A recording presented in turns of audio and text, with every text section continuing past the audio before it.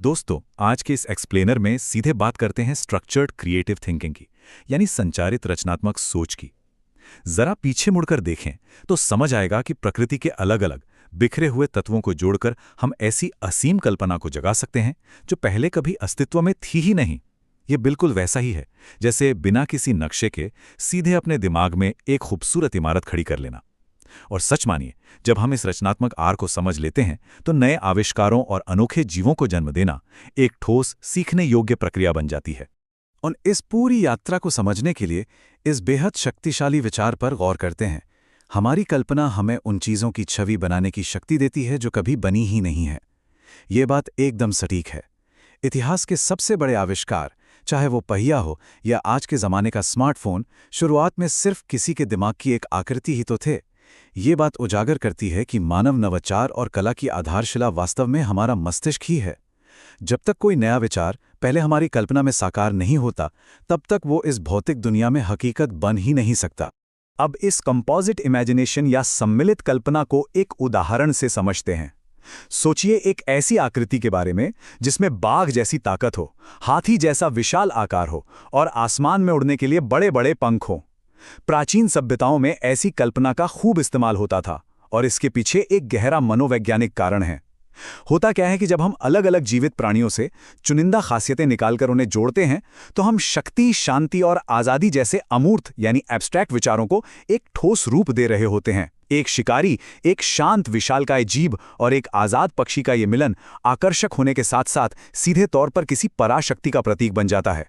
इससे एक बहुत ही रोचक सवाल उठता है, क्या आने वाले समय में ऐसी तकनीक आविष्कारित की जा सकती है जिससे मकड़ियों की तरह मजबूत जाल बुने जा सकें या केंचुओं की तरह जमीन के अंदर बेहतरीन सुरंगें बनाई जा सकें?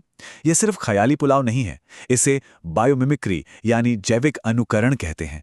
जिस तरह एक पक्षी की तरह उड़ने के सपने ने हवाई जहाज को जन्म दिया, बिल्कुल वैसे ही प्रकृति को बारीकी से देखना और इस तरह के सवाल पूछना हमें जैविक अवलोकन से निकलकर वास्तविक दुनिया के बड़े आविष्कारों तक की एक लंबी छलांग लगाने को प्रेरित करता है।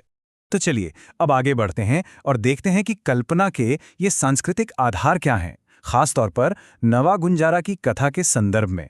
महाभारत जैसे महाकाव्य में इस अद्भुत काल्पनिक प्राणी नव गुंजारा का जिक्र आता है। कथाओं के अनुसार जब अर्जुन जंगल में थे तो उनका सामना इस आश्चर्यजनक जीव से हुआ जो 3 अलग-अलग पशुओं के पैरों पर खड़ा था और इसके एक मानवीय हाथ में फूल था। शुरुआत में तो अर्जुन बिल्कुल हैरान रह गए, पर जल्दी ही उन्हें एहसास हुआ कि यह सृष्टि के रचयिता का ही एक रूप है जो ये दर्शा रहा है कि इस ब्रह्मांड की सभी दिशाएं और सभी रूप एक ही अस्तित्व का हिस्सा हैं।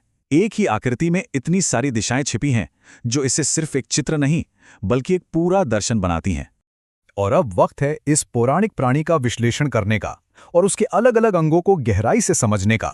नवगुंजरा शब्द का अर्थ ही है 9 अलग अलग जानवरों का मिलन।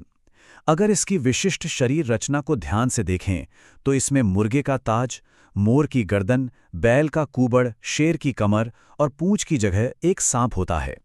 इसके साथ ही हाथी, बाघ, हिरण और मनुष्य के अंग भी शामिल हैं। यह इस गहरे तथ्य को उजागर करता है कि जिन चीज़ों को हम जादुई या अद्भुत समझते हैं वो असल में हमारी जानी मानी और देखी जा सकने वाली मूल बातों का एक चतुर और सृजनात्मक पुनर्निर्माण ही तो है।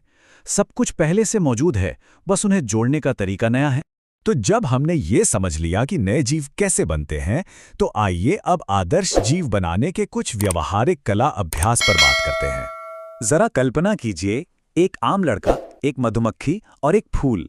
अगर इन तीनों के बिल्कुल अलग अलग हिस्सों को एक साथ लाकर एक ऐसा नया जीव बनाया जाए जो स्केट्स पहनता हो और जिसके पास पंख हो, तो कैसा होगा?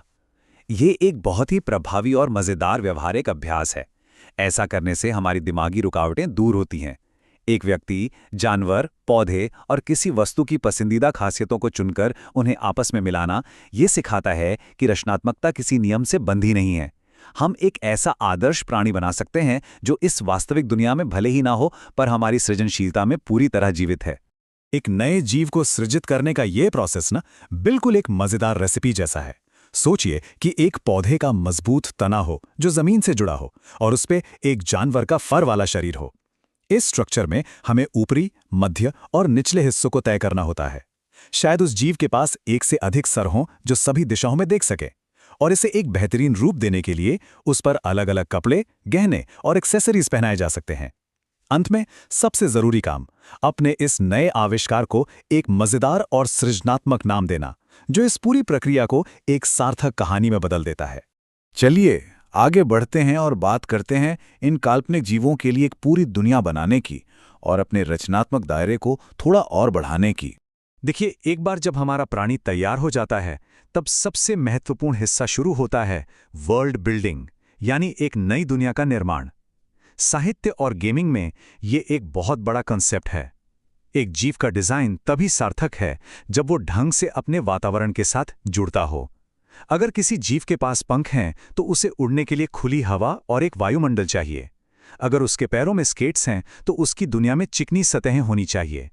एक ऐसी जगह जहां हवा, पानी और मिट्टी उसके अस्तित्व को सहारा दें, क्योंकि बिना अनुकूल आवास के किसी भी प्राणी की कल्पना अधूरी सी लगती है।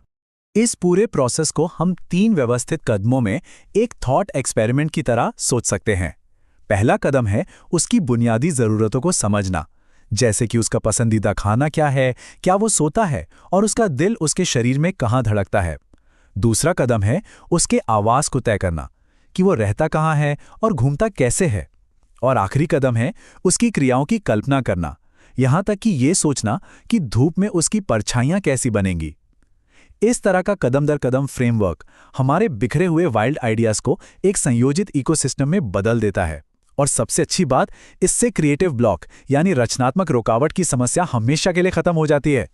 तो आखिर में जरा सोचिए, जब हम प्रकृति के बिखरे हुए जादू, असाधारण वस्तुओं और मानवता के छुपे हुए गुणों को एक साथ मिलाकर कुछ बिल्कुल नया और अद्वितीय बनाते हैं, तो कितनी अनंत संभावनाएं उभरकर सामने आती हैं। जब ये सारे तत्व आपस में मिलते हैं तो एक नया ब्रह्मांड जन्म लेता है। इस संचरित कल्पना का सफर यही दिखाता है कि नवाचार की वाकई कोई सीमा नहीं है। अगला अद्भुत जीव जो इस दुनिया की सोच को हमेशा के लिए बदल देगा, हो सकता है शायद इसी पल कहीं किसी के दिमाग में आकार ले रहा हो। आज के इस एक्सप्लेनर में बस इतना ही। ऐसे ही एनसीईआरटी बुक्स के टॉपिक्स के लिए इस चैनल को सब्सक्राइब करिए। साथ में इस वीडियो को लाइक करें और आपके दोस्तों के साथ शेयर करिए, जिससे वो भी इस सब्जेक्ट में आप जैसे अच्छे मार्क्स पा सकें।